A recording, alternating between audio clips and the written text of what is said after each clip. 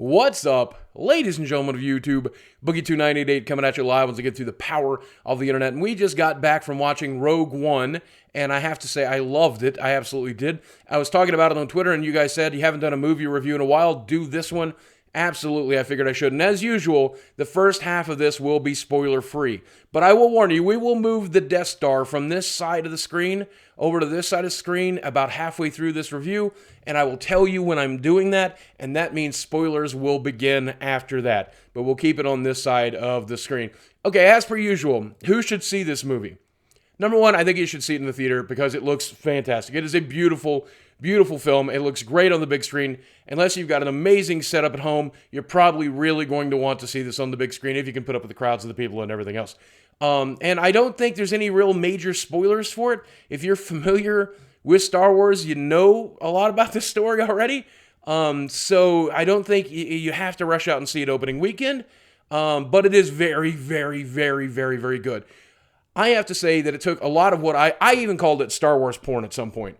Because all of the stuff I love about Star Wars, the giant sets and the crazy looking technology and the crazy looking machines and the crazy looking battles and the incredible intense battles and stuff like that, that's 98% of this movie. It just starts and hits the ground running and it just does not stop right up to the end. The one thing I will warn you about, very minor spoiler here, but the one thing I will warn you about, this is not Return of the Jedi, okay? Do not walking into this movie, expect some lighthearted comedy and expect everything to just be uplifting and fun. This is not Return of the Jedi. This is Empire Strikes Back level of quality entertainment, which I personally think is when Star Wars is at its best.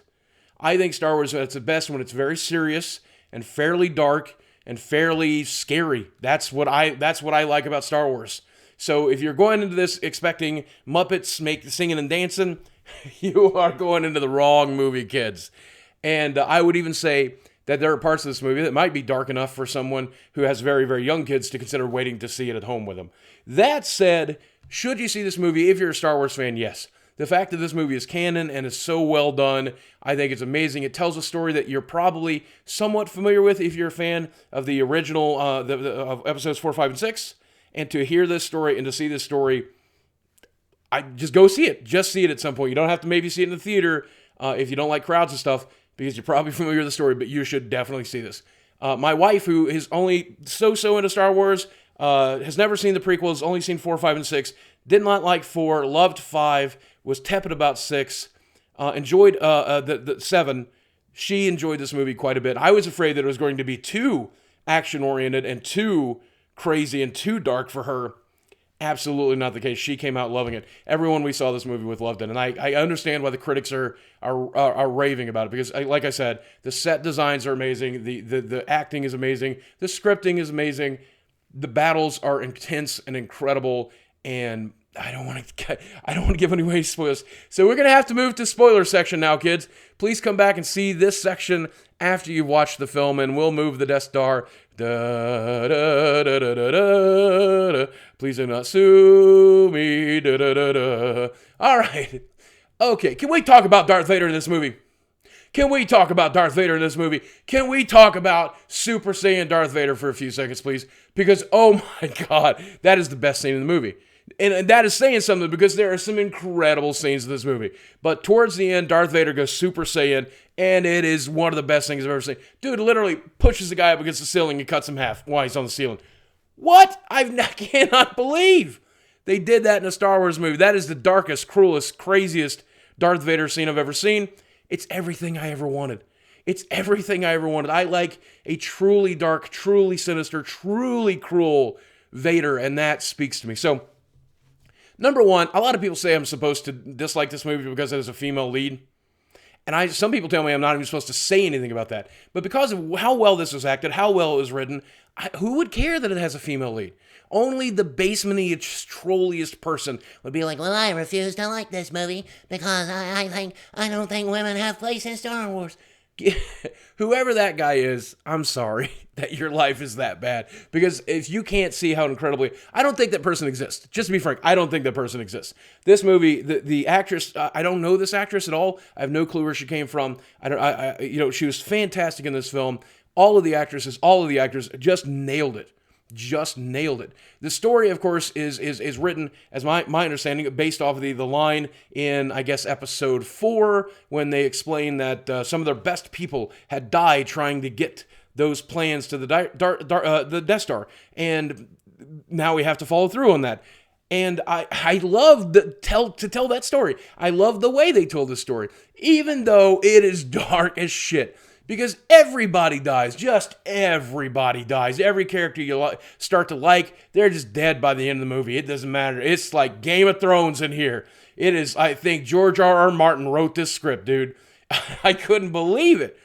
But of course I knew that was going to happen, because obviously you never hear anything about these characters ever again. And obviously I think that adds a lot of levity to the movie. It adds a lot of, severity to the movie. It adds a lot of intensity to what they did and what they accomplished and how much they sacrificed to do it. But at the same time, it explains why they're never seen or heard from again in the future movies. So let's see. The Death Star looks amazing. Vader looks amazing. Every character looks amazing. I love K, the big robot, the Imperial robot that's been reprogrammed. As far as, he's no C-3PO, I guess.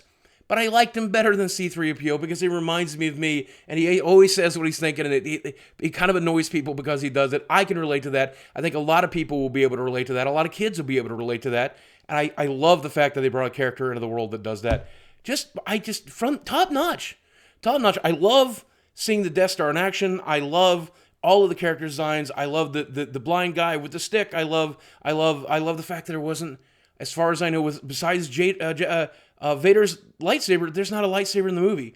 And yet this is still Star Wars, and yet this is still canon. And the ship battles are amazing. The only thing that annoys me is I walked into this movie expecting to judge it on its own. And there were a lot of references, and there are a lot of like cameos and stuff like that that pull you out of this movie and put you back into the old movies. And I'm ready now, as a Star Wars fan, to have the movie stand alone. And obviously Vader is a very important character in this story, so I don't think you can get rid of that. But like the scene with like 3PO and R2 just happening to be there and having one line, unnecessary. When they spot the aliens that Luke interferes with on Mos Eisley, that's kind of annoying, you know. And also, how did they even get out of there? I don't understand. The point that I'm making is, I want to start watching Star Wars films that, even though they're based and tied to the original series, stand entirely on their own. I hope that for Episode 8, though I don't know how possible that is, obviously. I don't want to rehash stories. I don't want to rehash characters. I don't want thrown-in cameos.